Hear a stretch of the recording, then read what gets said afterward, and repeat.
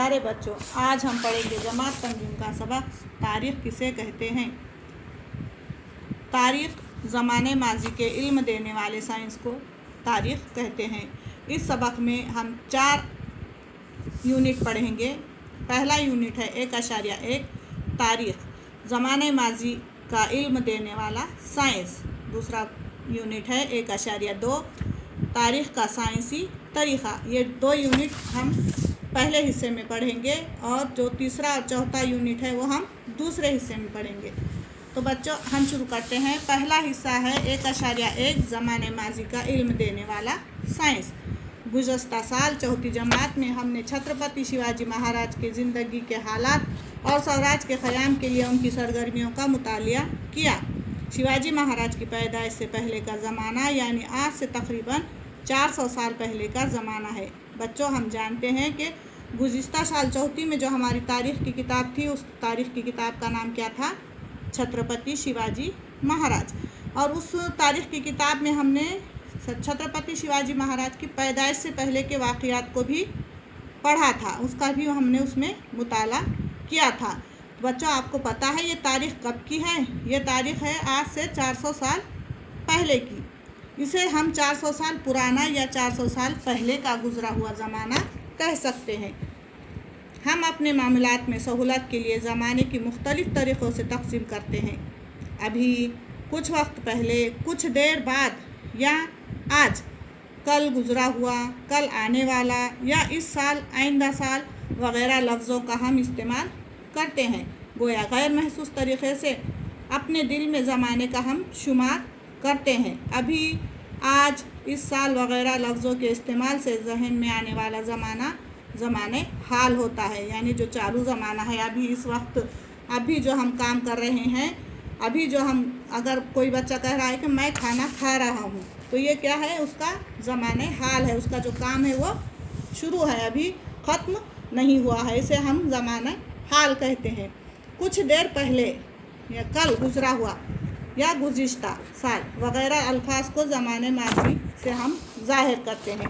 यानी अगर हम कहेंगे कि कल हमने किताब पढ़ी थी या कल हम बाज़ार गए थे, मेरी अम्मी कल बाज़ार से बहुत अच्छे कपड़े लाई, तो इस तरीक़े के जो गुज़रे हुए बातें हम करते हैं उसे हम क्या कहते हैं? ज़माने माजी कहते हैं।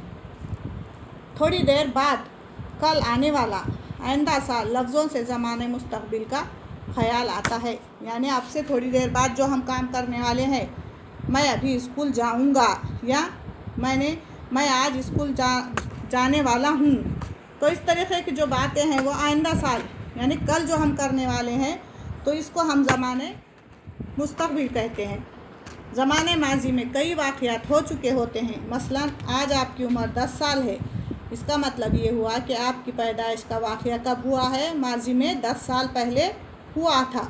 इसी तरह 10 साल बाद यानी ज़माने मुस्तक़बिल में आपकी उम्र 20 साल होगी। अभी आपकी उम्र 20 साल है क्या? नहीं है। तो 20 साल कब होगी? आइंदा ज़माने में। तो उसको आइंदा वाले जो ज़माना है उसको हम क्या कहेंगे? ज़माने मुस्तक़बिल।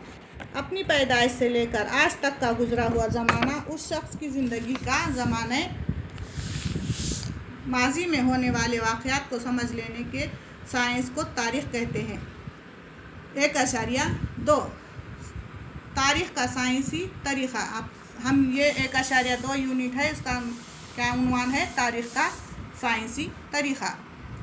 तीसरी और चौथी जमात में मज़मून माहौल का मुतालिया की किताबों में हम अलग अलग साइंस से मुतारिफ़ हो चुके हैं। हमने बहुत से तजुर्बात उसमें किए हैं पानी के माहौल के मुताले में, जैसे कि कुछ चीज़ें पानी पर तैरती हैं, कुछ डूब जाती हैं, कुछ पानी से हल्की होती है, कुछ वज़नी होती है। इस तरीक़े की जो कसौटियाँ और जो तजुर्बात हमने किए हैं, उसके लिए हमने क्या किया है? उस नतीजे को अख़ज़ करने के लिए हमने बहुत सारे तजुर्बात किए हैं। तो उन ख़ुसूसियात को कसौटियों पर परखने के बाद हम उन पर एतमाद कर सकते हैं। उसे तय करने के जो तरीक़ा है उसको हम साइंसी तरीक़ा कहते हैं। हमारी पैदाइश के बाद बहुत सी बातें हमें मालूम नहीं होती, लेकिन दादा दादी, माँ बाप वग़ैरह हमें अपने बचपन की बहुत सी मज़ेदार बातें सुनाते रहते हैं। ये बातें उनकी याददाश्त में ہوتی ہیں۔ جب کسی ایک بات کو مختلف اشخاص اپنی یادداشت کی بنیاد پر سناتے ہیں تب ان کے بیان میں تھوڑا فرق ہوتا ہے۔ ایسی حالات میں ہمارے سامنے یہ سوال پیدا ہوتا ہے کہ بالکل صحیح کیا ہے، یعنی دو لوگوں کے کہنے میں الگ الگ فرق ہو سکتا ہے، کچھ کے خیالات الگ ہو سکتے ہیں اور کسی کے خیالات کچھ الگ ہو سکتے ہیں، تو ہم کو یہ فیصلہ کرنا مشکل ہوتا ہے کہ کس کی بات کو ہم صحیح سمجھیں۔ اس کے لیے ہم کیا کرنا پڑتا ہے، ہمیں چھان بین کرنا پڑتا ہے، باریک بینی سے ہم اس کی چھان بین کرتے ہیں۔ ماضی میں ہونے والے واقعات کو اسی طرح وجود میں لانے کا تجربہ کرنا ممکن نہیں ہوتا، یعنی جو پچھلے واقعات ہوئے ہیں اس کا تجربہ ہم نہیں کر سکتے۔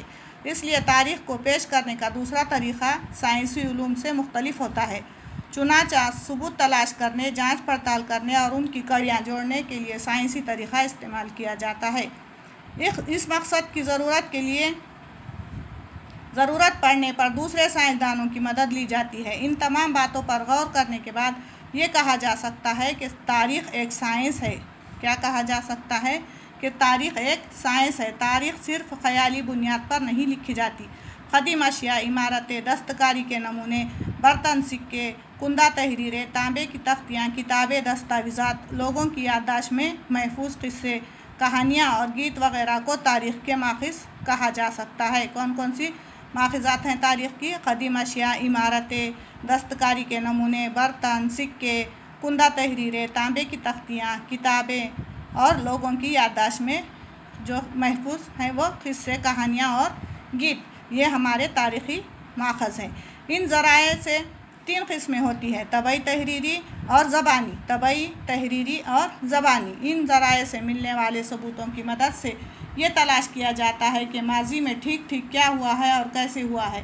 ان ثبوتوں کا صحیح یا غلط ہونا بھی اچھی طرح سے جانچا پرکھا جاتا ہے۔ کسوٹی پر کھرے اترنے والے ثبوتوں کی بنیاد پر ماضی کے واقعات کو ترتیب وار جوڑ کر پیش کیا جاتا ہے، اسی کو سائنسی طریقہ کہتے ہیں۔ اگلا جو حصہ ہے 1.3 اور 1.4 ہم اگلے حصے میں پڑھیں گے۔